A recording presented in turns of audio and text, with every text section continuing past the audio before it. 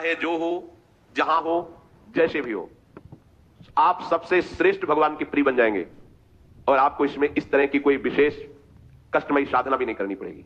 श्रीमद् भागवत में कहते हैं, अहो बत स्वपच तो गरीयान यज्जिह्वाग्रे वर्तते नाम तुभ्यम।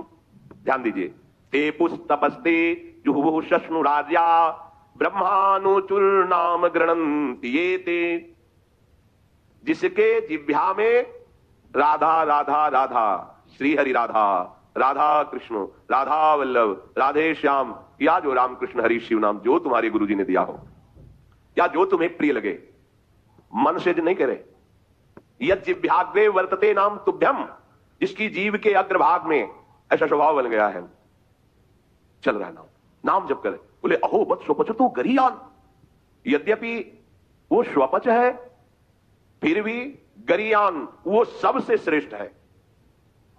हरिराम व्यास जी ने कहा कि रैदास जी की चरण धूल के सामने करोड़ों ब्राह्मण नहीं है, क्योंकि उनकी जिह्वा में निरंतर हरि का नाम विराजमान है।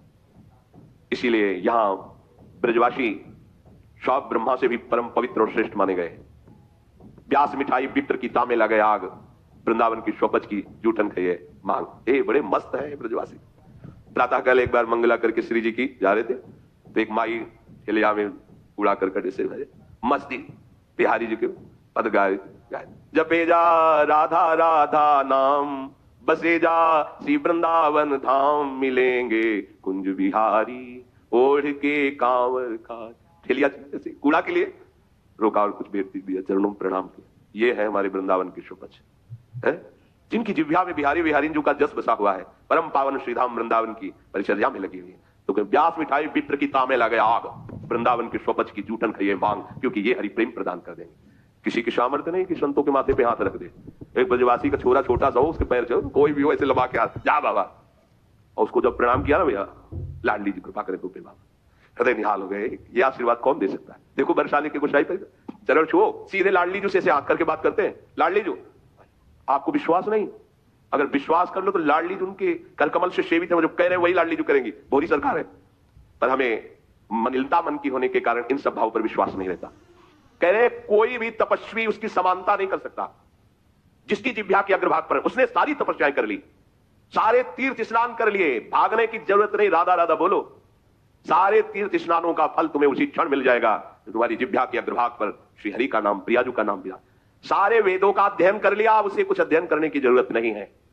जो बड़ी बड़ी तपस्याओं से, तीर्थयाटन से, वेदाध्ययन से, यज्ञ आदि से गति मिलना दुर्लभ है, वो तुम्हें नाम से प्राप्त हो जाए। कौन हो, कहां हो, कैसे हो, कोई प्रश्न नहीं।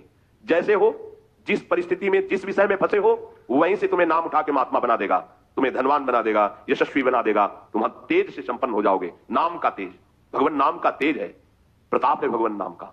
एक बार नाम आप बसा के तो देखो हृदय में, छोर से आलाप लोगे नाम का, प्रकृति का परिवर्तन हो जाए। अरे स्वामी का नाम है, सुमिर पवन शुद्ध पावन नाम अपने बस करी राखे। जप ही नाम जन आरत भारी, मिटहि को संकट होय सुखारी।